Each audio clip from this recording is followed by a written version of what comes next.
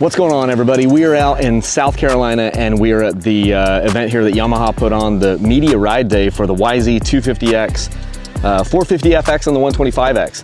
And in this video, I want to talk specifically about the Yamaha YZ250X. This is the 2024 model, and I've had the chance to ride this thing all day long. And as you guys know, I've had other YZ250Xs on the channel. I've owned one or two before, I can't remember exactly how many. And these are fun bikes. These bikes are mostly unchanged. There's been some different changes that have happened to these things, but this is mostly what, you know, the YZ250 platform.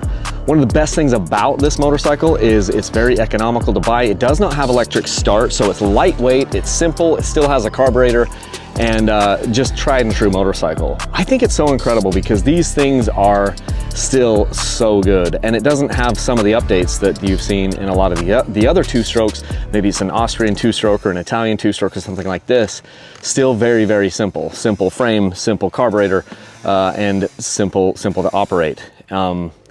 I had a blast on this bike. It's very, very snappy. We're riding at about 600 feet today, and you can definitely feel the difference between riding at altitude where I normally ride, which is 5,000 to 10,000 feet, and then here, 500 feet, 600 feet. The bike has a ton of power. For anybody that is wondering if a bike like this has enough power to pull you around, yes, it does. I don't even care what you weigh. This bike has more than enough power to pull you around in any situation that there is. These bikes are great on motocross tracks, they're great in desert, they're great in tight woods. This is just a fantastic bike. And it's got so much power. One of the problems I had today as I've been riding this thing is just trying to keep the front wheel on the ground because it is just, it's a beast. These things they're a beast. Carbureted bike, kickstart, those types of things. On the YZ250X version, you're getting a little bit softer suspension. You get an 18-inch rear wheel. You get the kickstand, which makes it nice. We've used the kickstand so many different times. And then it has a wide ratio 5-speed gearbox. So it's not the same gearbox that you're gonna get on the motocross YZ125. This is a little bit different gearing. And so you'll have some different spacing between the gears, and then fifth gear is kind of way out there for you guys. Instead of doing 6 speeds, which would be really nice, I would love it if they put the WR transmission in this bike. I mean, if I was doing a wish list of things, I could tell you what they were. I would love for this bike to become electric start and for it to have the updated frame that the YZ250F and YZ450F get. Same thing with the YZ250FX. Those 4-stroke bikes get the new updated frames. The 2-strokes do not get those frames. I wish they did, but they haven't. One nice thing though is this bike still exists, and it's one of the only production 250 bikes. In fact, I think it is the only production 250 motorcycle that still comes from the Japanese manufacturers. You've got the 250 and the 125, which we talked about in a separate video, and very, very similar motorcycles. On this bike, you have the KYB Triple S suspension on this thing, valved a little bit softer, like we talked about for the motocross. I mean, it's valved softer than the motocross bikes, and that's so that it can do more of the trail riding and more of that type of thing. But it's a good mix.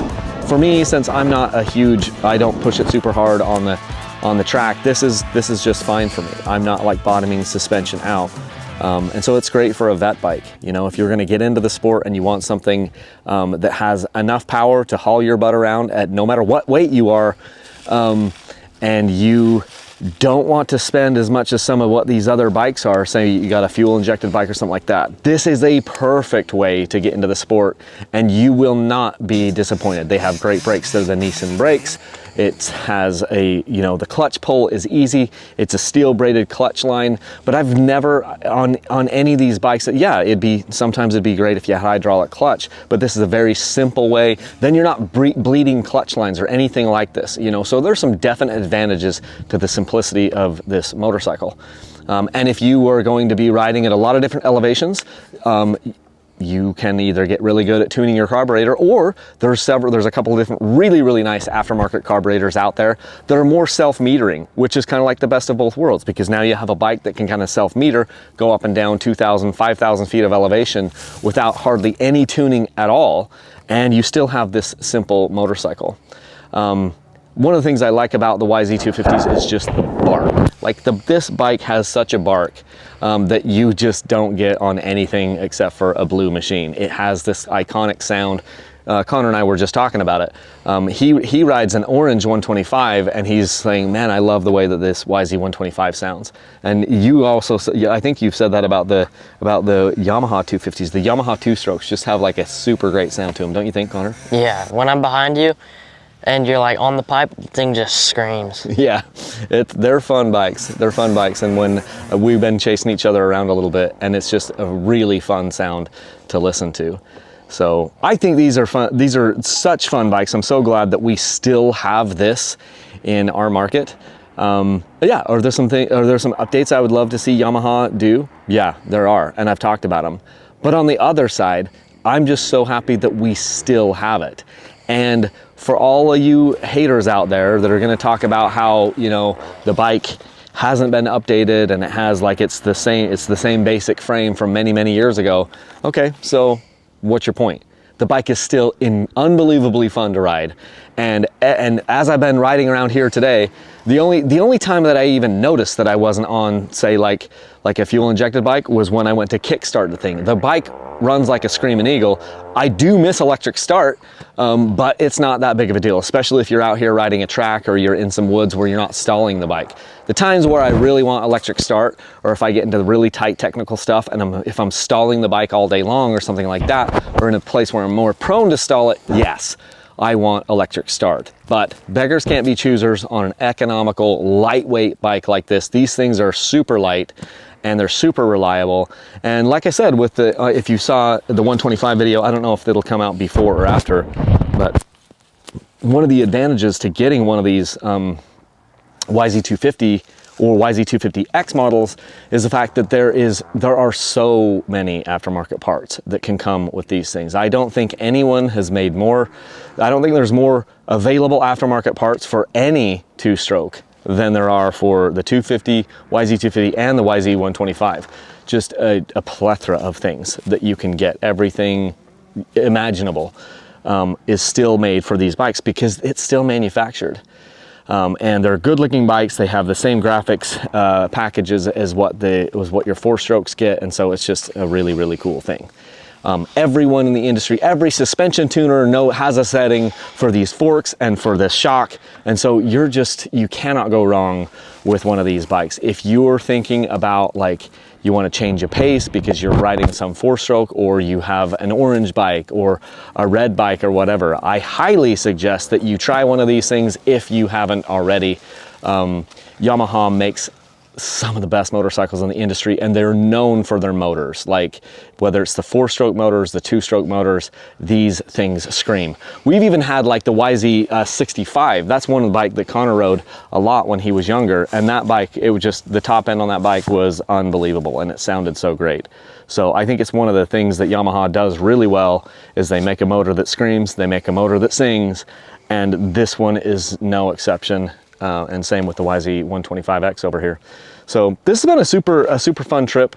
It's been very eye-opening for us because we've been able to ride 3 different motorcycles in the last couple of days and kind of see the nuances. And when you go ride a 450, because we were riding the 450FX yesterday, and then you switch back over to these two-strokes, you get to realize how much lighter they are, don't you think, Konnor? Yeah, for sure.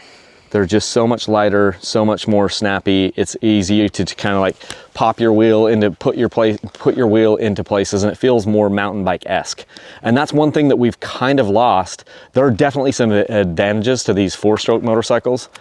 YZ250FX, YZ450FX, they're fun bikes, and they're really great for what they do. But there is a certain feeling that you can only get when you're on a two-stroke. And if you know, you know. And if you don't know, you should try one of these bikes and find out, because there is something to it and you will have fun. Like, it's impossible not to have fun on one of these motorcycles. And so if you're a kid or if you're a guy that has never tried a two-stroke, I would implore you to get one of these things. If you have a buddy that has one, ride the 250X, ride the 125X, and just see what you think, because I always smile more. I'm telling you guys, I have a bigger smile when I ride the two strokes. It just is something in them. It's the sound, it's the feeling, it's all of the things. And these things don't even vibrate that much, you know? So they have a good balance to the motor. as far as like the bike is balanced front to back. Maybe it's not as stable as your 250FX or your 450FX. You do bounce around a little bit more in the whoops, but you have this lighter feeling where you can kind of pick the bike and put it where you want it. So anyway, if you want to support these videos, one of the best ways to do it is to use my links to Rocky Mountain ATV. It's down in the video description of this video, and it's over on dirtbikechannel.com. There's a link there that says Shop Rocky Mountain ATV. Once you click that link, you can literally buy anything they sell, and it helps to support what we're doing, helps to support these videos, and support the dirt bike sweepstakes when we're giving dirt bikes away. These bikes are not owned by me, and so they will not be sweepstakes bikes, but if you're watching this video in the month of March or right around that time, we will be giving the motorcycles away. So stay tuned for that. And again, just wanted to thank Yamaha for bringing us out to this event. It's been an amazing event and super fun to ride these motorcycles here in a location that Konnor and I have never done before. So it's been great. Anything you want to say in closing, Konnor? Leave a single track. Leave a single track. Thanks, guys.